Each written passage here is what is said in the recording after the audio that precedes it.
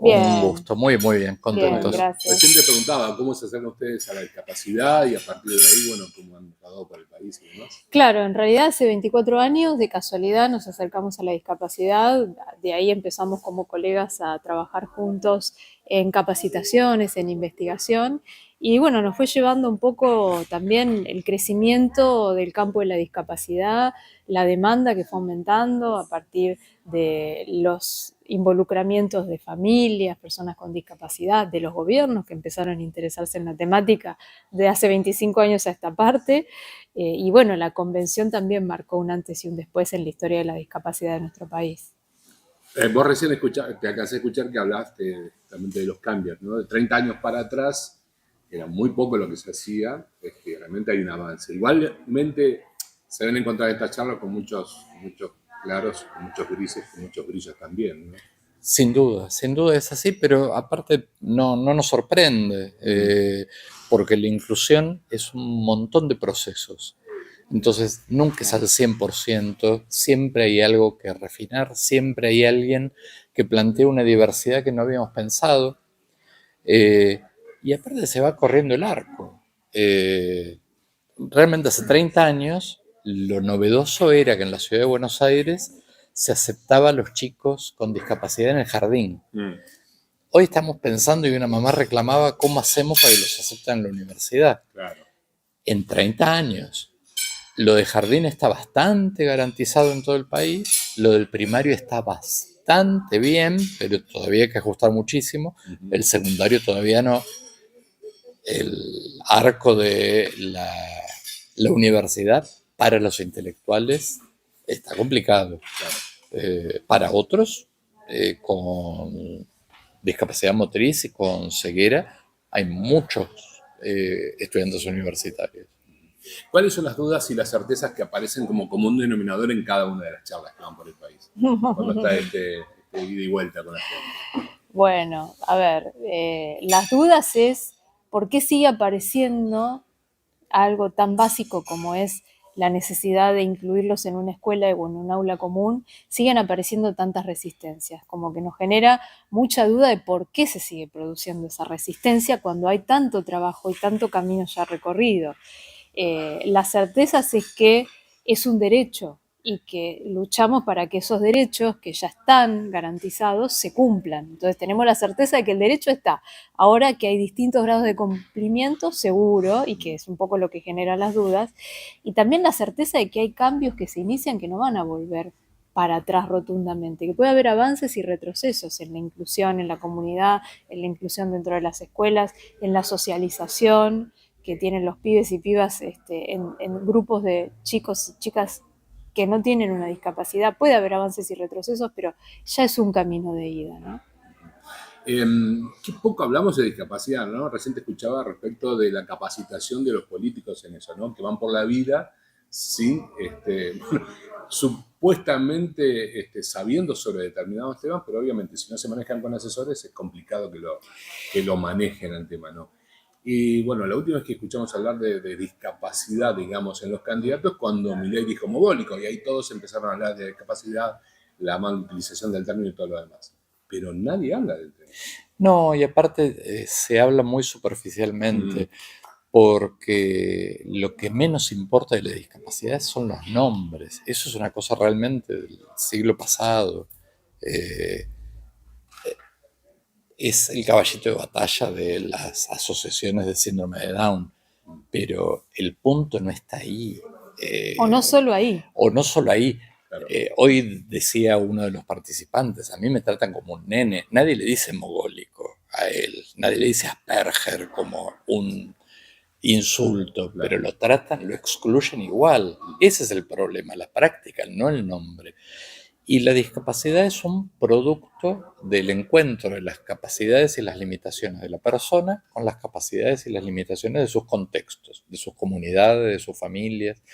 Entonces, es muy difícil para los candidatos y para las personas en general concebir que no es una cosa concreta, no es un cartel, no es un motor, no es un auto, no es una enfermedad, es algo que se da en diálogo y de repente en una comunidad los sordos les pasa una cosa y en otra comunidad les pasa una cosa totalmente distinta. Y las familias que tienen hijos sordos quieren cosas totalmente distintas. Entonces, es un fenómeno complejo. La velocidad de los medios de comunicación y la banalización de los procesos hace que no se pueda hablar bien de discapacidad. Igual lo que preocupa cuando aparecen este tipo de fenómenos es la representación social que tiene el candidato de la persona con discapacidad. Sí. Como que al decir mogólico no está pensando en lo que puede llegar a afectar, aunque ya esto está superado y zanjado. Esa representación social habla de un pensamiento absolutamente retrógrado, porque ya ni siquiera debería decirlo ni debería pensarlo, y si quiere que el voto venga de ese colectivo, lo está expulsando de una forma, ni siquiera es, digamos, políticamente correcto para su propio espacio político, ¿no?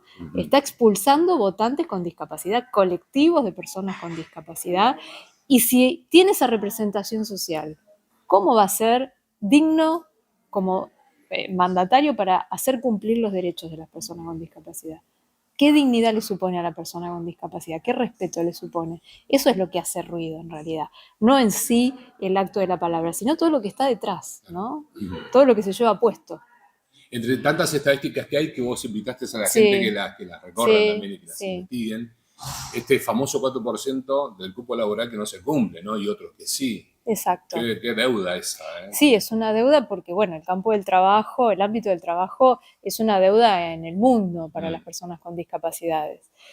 Solo el 20% acceden al mundo del trabajo de todas las discapacidades. Sí. Si empezamos en la intelectual es muchísimo menos, con lo cual no es que nuestro país en particular tiene esta deuda, es que es difícil la inclusión laboral. Pero de todos modos, los gobiernos en nuestro país están obligados a que se contrate personas con discapacidad y que se llegue al 4%. Que los privados no lleguen, bueno, es una cuestión que es secundaria respecto del Claro. propio gobierno, los gobiernos que están obligados a cumplir ese cupo. El Estado es el principal empleador en la Argentina. Y Claro. hace 50 años los gremios también podrían embanderarse con la ley de cupo y no lo hacen. Ningún gremio. Hay algunos gremios que tienen comisiones de discapacidad, pero no es para que se cumpla el cupo. Seguro no van a hablar en contra, Sí. pero acciones concretas no se ven. Tal cual. No se ven. Y es parte de la componente política, del punterismo. Y me quedé pensando en gobernantes ya establecidos con discapacidad que hicieron desastres por ser absolutamente ignorantes, poner gente a cargo que abiertamente decía yo no sé nada de discapacidad. Eso no solo Milei da la nota. Sí. Ha sucedido. Claramente ya pasó en la gestión anterior y fue desastroso. Nacional. Ahí va. Y la última que tiene que ver con el principio, respecto del título de la charla de ustedes, que tiene que ver con vida plena. Claro. Qué compromiso, qué frase fuerte, digamos, ¿no? Y porque cada vez vamos por más, ¿no? Sí, si pensamos en la calidad de vida que merecen las familias y las personas con discapacidad, y estamos arrimando el bochín, realmente falta, porque se ha resuelto bastante bien todo lo que tiene que ver con la estimulación temprana, los primeros momentos del nacimiento de una persona con discapacidad. Se ha resuelto bastante bien la educación primaria, se está resolviendo la educación secundaria, pero cuando tenemos que hacer ese pasaje a la adultez, todavía hay muchísimo por trabajar.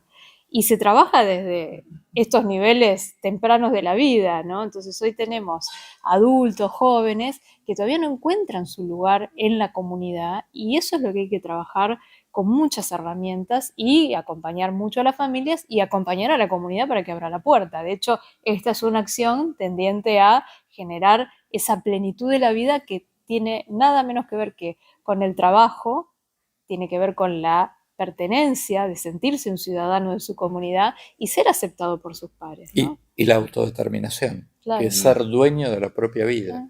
Nosotros venimos de una cultura de la protección, de sentirlos vulnerables, y armamos un montón de dispositivos, y en la cabeza de las familias y de las instituciones todavía lo más importante es proteger.